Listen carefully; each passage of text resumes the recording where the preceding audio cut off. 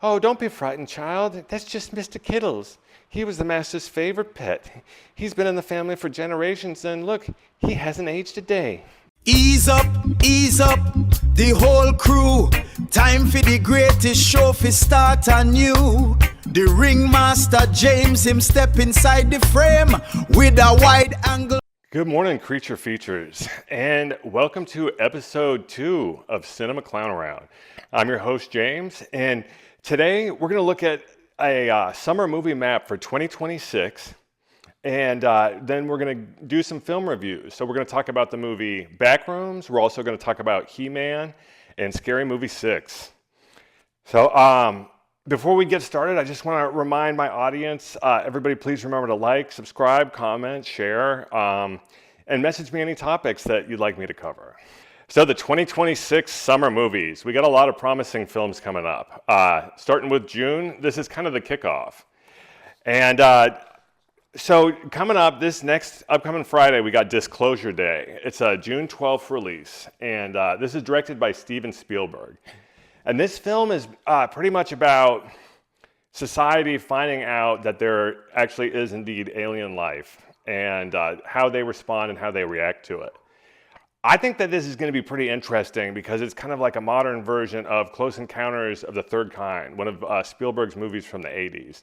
And then he also did some more outer space and extraterrestrial stuff with E.T. So that's a whole other thing. So he's kind of returning to some of his film roots here with this. And I'm really curious how he's going to handle this, if he's going to, try to show exactly how things would happen, or if maybe it's just the way that he believes things would happen. But I actually already have my tickets for this all set up, and I will be checking this movie out on Friday, and we'll review it the next episode for y'all. And then June 19th, that next week, we got Toy Story 5. Now, admittedly, I have not seen Toy Story 3 and 4 yet. I think I maybe saw 3 a long time ago, but I guess I'm going to have to go through and rewatch them and update myself for this one.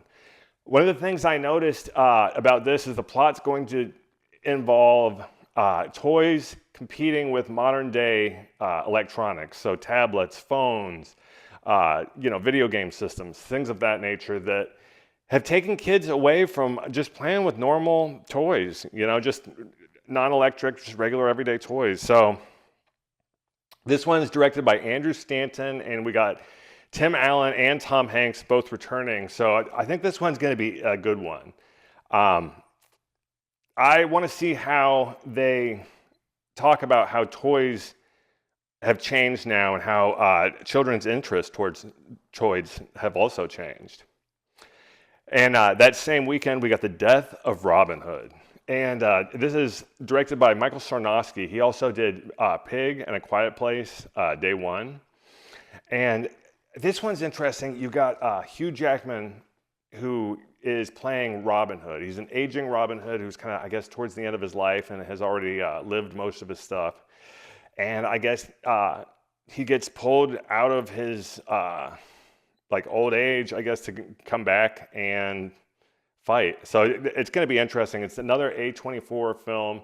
So, they also did the film Pig, and same director. So this should be a good one.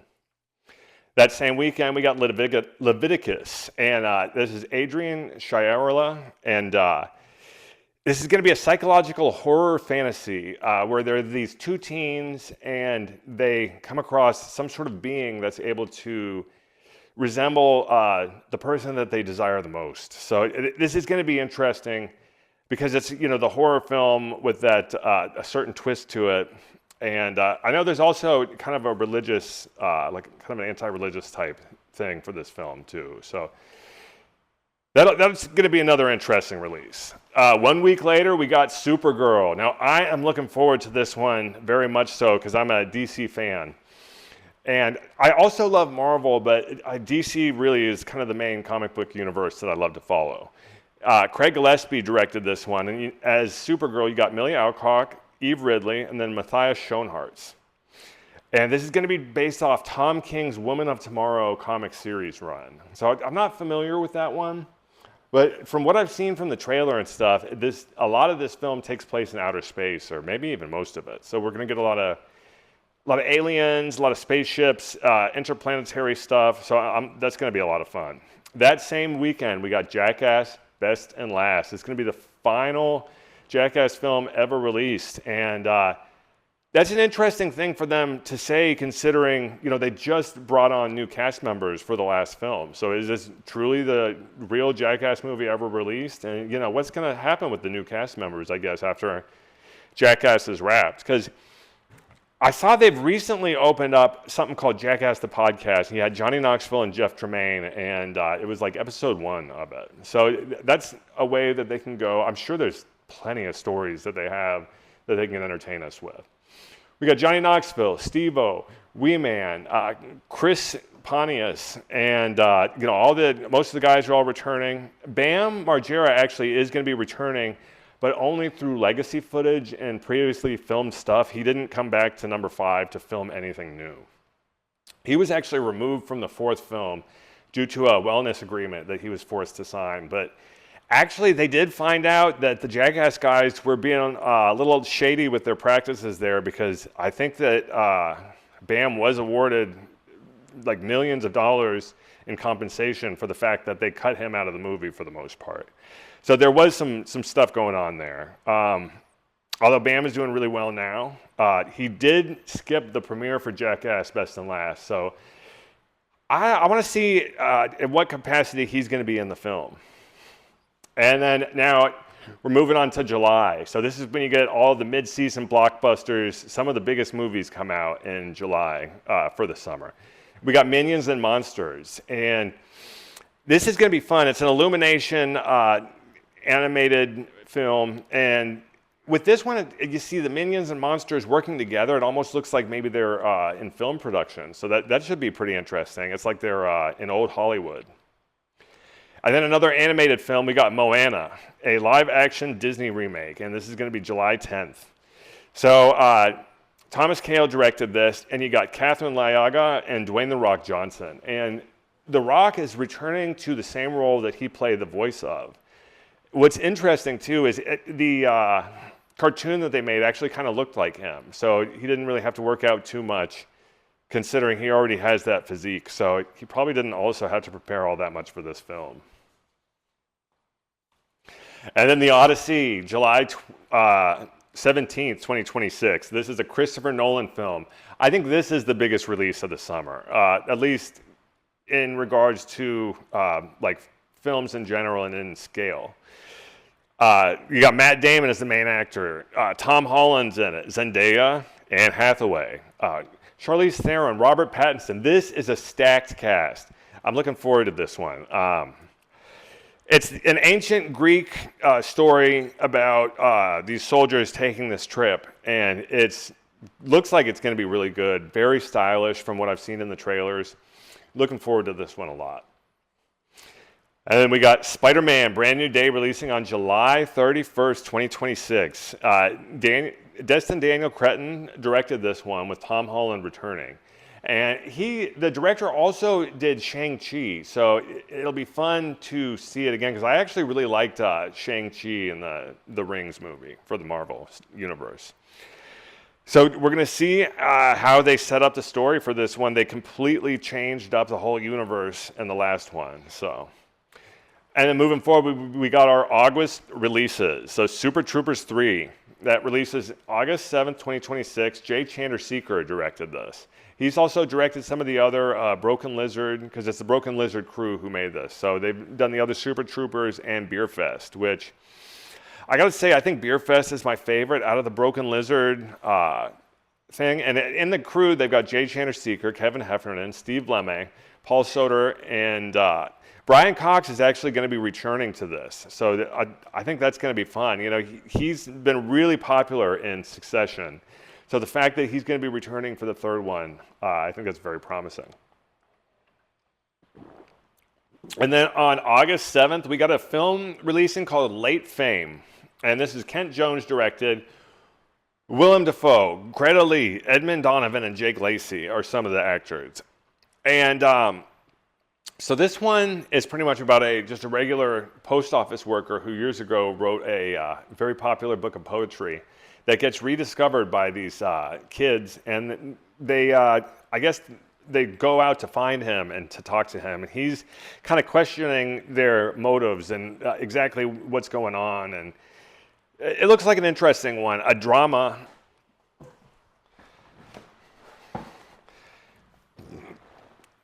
And then up next, Tony, and this is about Anthony Bourdain. And it's a young Anthony Bourdain, so they're going to focus on his upbringing in New York City in 1975, and him just, hanging out in restaurants, going from restaurant to restaurant, and becoming a better chef. This is going to be interesting, depending on how they handle the material, and I guess how they're going to portray the film. You have to wonder: are they going to try to go as truthful as possible, or are they maybe going to try to stretch the truth a little bit with this? There's so much wonderful content from Anthony Bourdain out, and he's, I don't know, the way I look at it, probably one of the most prolific travel writers that's ever lived. But it's going to be a fun film, I'm sure. I'm sure they're going to do a good job, and I wonder what it's going to be like, how they portray that 1975 New York City. It's giving me some Taxi Driver vibes. And then we've got next film, End of Oak Street. This is an August 14th release and the last film on our summer movie map. It's directed by David Robert Mitchell, and it's going to star Anne Hathaway, Ewan McGregor. So this one looks interesting. It's a sci-fi film where the entire end of someone's street has disappeared. So this family's driving along, and they come to a stop, and the rest...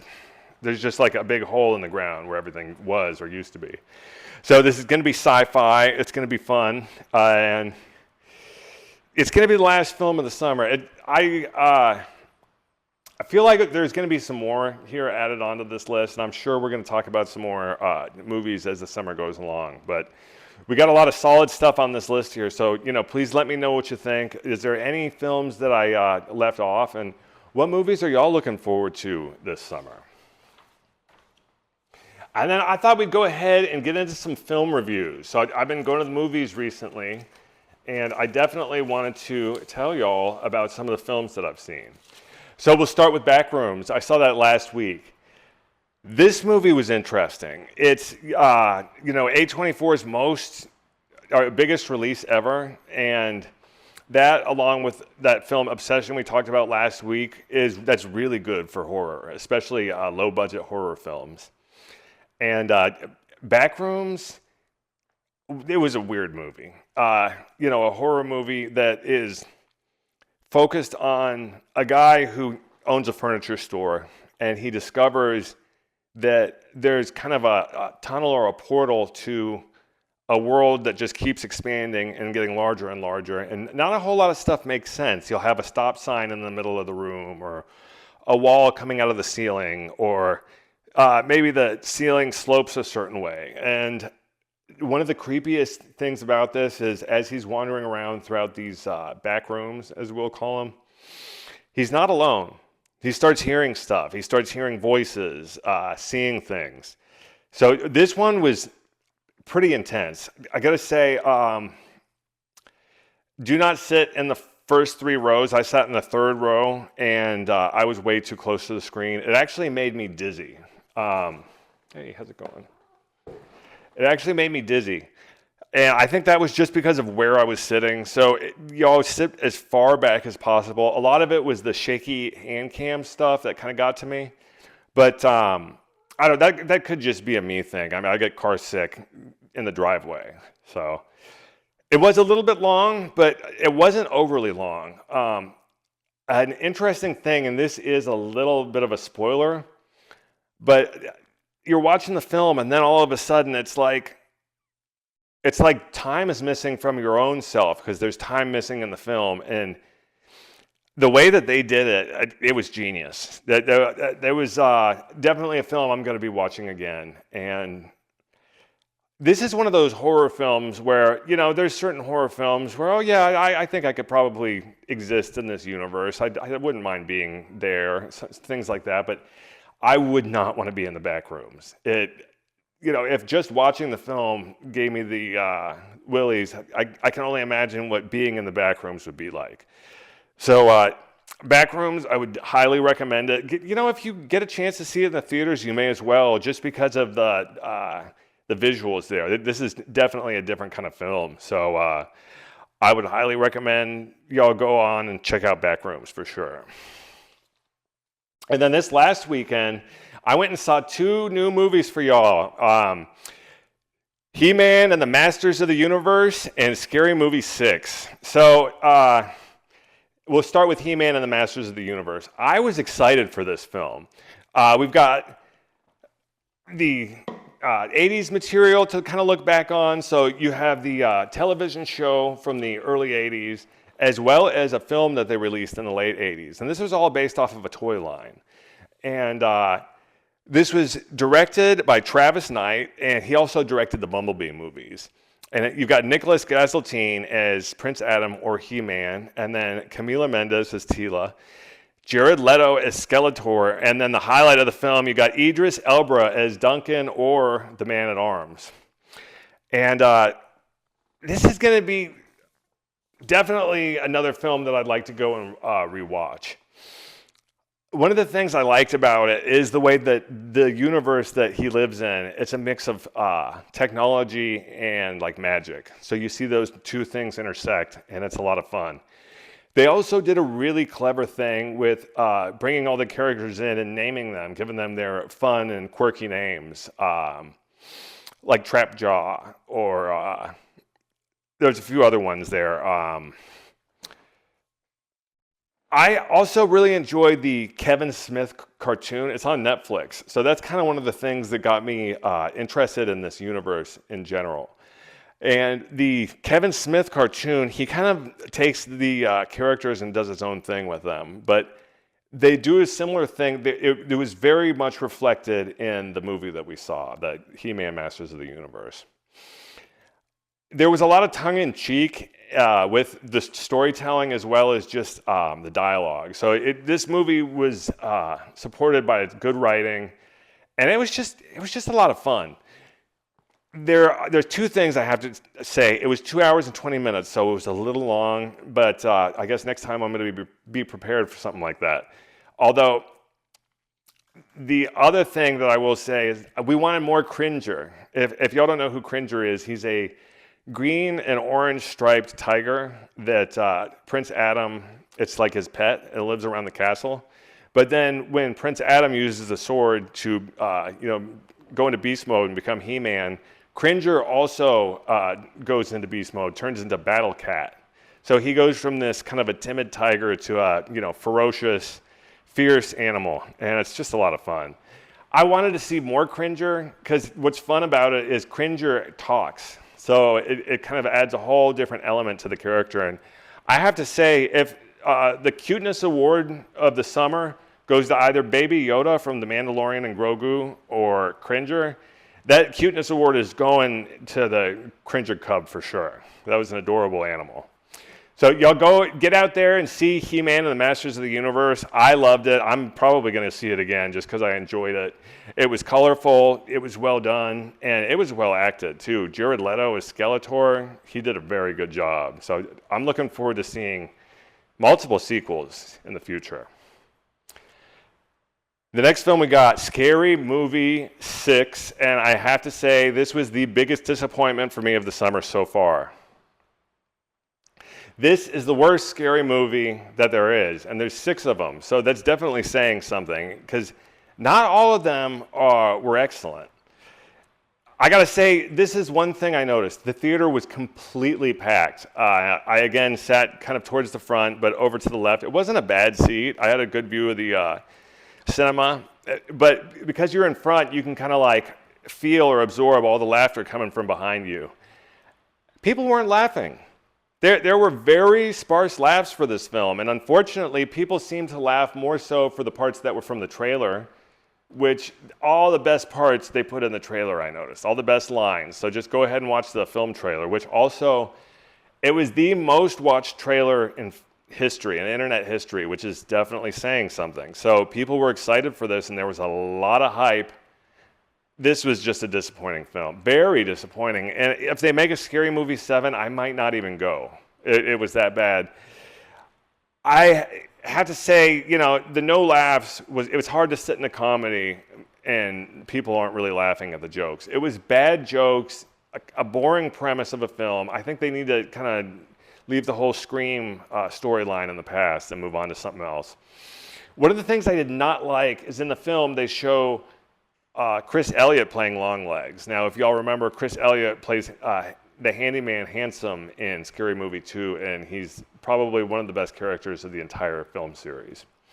Now, he's going to play Longlegs in this one. They show him in the trailer. I'm excited about it. We're getting some Longlegs stuff, and that was the best movie for me of 2025. And he's in it for like one scene, and they never bring him back. They do bring in the two FBI agents, and they do a good parody of them. But then after that, they never bring back or reference Longlegs again. Weapons is also referenced in the trailer, where you see people running with their arms out, just like in the 2025 movie Weapons, which, excuse me, Longlegs 2024. That was my mistake. But in the 2025 movie Weapons,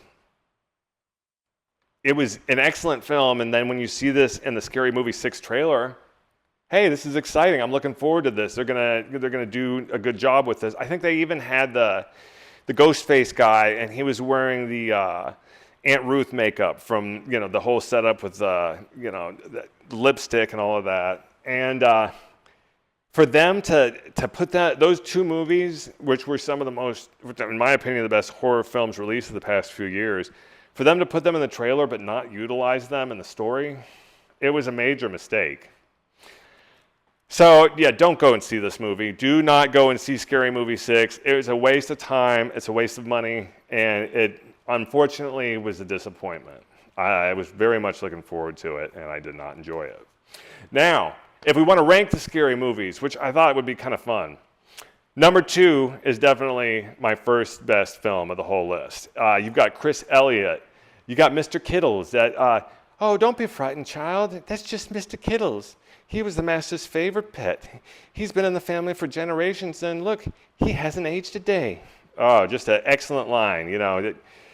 That's the kind of classic cinematic lines that you just don't forget, and that's going to stand the test of time. Number 3 is my second best scary movie, Scary Movie 3. Now this one, Simon Rex, he makes the whole movie so much fun doing the 8 Mile Eminem parody. And I think he brought a lot of reality to this, because Simon Rex, as well as being an actor, is also a rapper. So it probably wasn't all that difficult for him to step into that role. And then we got to talk about Leslie Nielsen being in the third one. I mean, come on, he's the king of parodies and one of the best comedic actors to live. He does make a return in the fourth one, and he's one of the lone good things about the fourth one. So number 1 is my number 30 best scary movie. I actually saw 3, 1, and 6 in theaters, but I missed 2, 4, and 5. But the first one, come on, it's the classic. It started everything. And the first time you watch it, first few times you watch it, it's absolutely hilarious. You do start to kind of get a little sick of the jokes after a while, after you watch it over and over again. But that's just because the movie's aged and, the things just aren't as funny as they used to be. Now, number 4 is next on the list. So it was okay. They had the War of the Worlds thing, and the actor who does the Tom Cruise impression, or the Tom Cruise and War of the Worlds impression, spot on and hilarious, and the highlight of that movie. But then Bill Pullman's scene where they're making fun of the movie The Village, the M. Night Shyamalan film, that's pretty funny too. So Bill Pullman does an excellent job there. Ranking the scary movies, I have number 5 is towards the end of the list. Simon Rex makes a return, and there's some other cameos. Cat Williams has a funny cameo in this. Unfortunately, it's just not strong enough to be higher on the list. And then number 6. I mean, what do I got to say? It was the worst scary movie of the whole series, unfortunately. And unfortunately, the lone highlight from this is, if y'all have already seen it, is Shorty's song where he makes fun of the movie or the song from the movie Golden, or the movie the K-pop Demon Hunters. So he sings that Golden song, but instead it's called Token, and it's just a lot of fun. I would definitely recommend y'all staying away from Scary Movie 6, and if you don't have any experience with the Scary Movie films, I would definitely go start with 2 and 3. It's probably a good way to go. So yeah, those are the films that I watched this last weekend. Let me know if y'all have seen them or what y'all thought about them. And then I thought it'd be interesting just to kind of chat a little bit about what I've been watching the past few weeks. So there was something on Netflix called The Burrows, which it's an interesting show about a retirement community, and there's some kind of a strange, almost magical stuff going on over there. And then I also, in my YouTube feed, I was getting a lot of clips from the Martin Scorsese movie, The Aviator. And I was watching clip after clip, and then it's like, okay, just go ahead and watch the movie. And I watched it, and I was happy I did, happy I rewatched it. There's a lot of classic lines in that one. It's, I need to see the blueprints. I need to see the blueprints. I need to see the blueprints. I need to see the blueprint. I don't know, I think that's the line. There were some other good ones in there. I gotta say, Leo also nails his Houstonian accent there. The Aviator is all about Howard Hughes, and who's a native Houstonian, and he just does such an excellent job with that.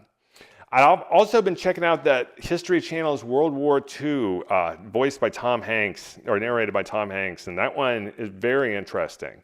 They kind of get into all the nitty-gritty of like World War II and how things progress through time. I would also recommend checking out on YouTube David Cross's The End of the Beginning of the End. It was an 800-pound gorilla comedy special, and it was funny. It was good to see him back with another special. He talks about politics, going to massage parlors, and then an interesting trip to Peru that he took. So there was just a lot of fun for that. And then I also checked out the Spider Noir show. I watched it all the way through. I mean, it was okay. I didn't hate it. I didn't love it. I wouldn't recommend it, but I wouldn't tell people not to watch it. So it was okay. I think Nicolas Cage really makes the film much better than it was. And it's interesting because Amazon allows you to watch this either in black and white or multicolor or whatever as they had called it. So that's something to go and check out. And what I've been watching is, to get ready for Jackass the movie, is I've just been going through and watching all the old films. And I've watched all the .5s now.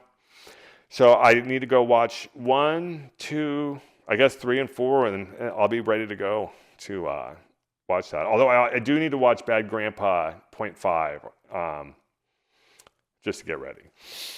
And I'd also checked out All About the Benjamins. It's a classic early 2000s comedy. You've got Mike Epps, you've got Ice Cube, you got Eva Mendes, a lot of stars in this one, even a young Oscar Isaac, who you see in this one. So that was kind of a surprise to see him. Check that out on Netflix, a good classic comedy, All About the Benjamins. And then I was also watching the Scary Movies to prepare for the recent Scary Movie 6. And, that was interesting to go back, although I gotta admit, they're just not as funny as they used to be. So that's what we got for episode 2 of Cinema Clown Around. We chatted about some movies coming up, and we did some film reviews and talked about what I watched. So y'all please let me know if there are any topics, anything you'd like to see, let me know in the comments. Are there any films that I need to cover? Are there any actors that I need to talk about? Or is there any movie news that we got? And I'd like to remind everybody to go ahead and comment, subscribe, like, and share. We love your interactions here. And I just want to go ahead and wish everybody an excellent day and stay in the cinema. A pure joy this year, Cinema Clown Around. Cinema Clown Around.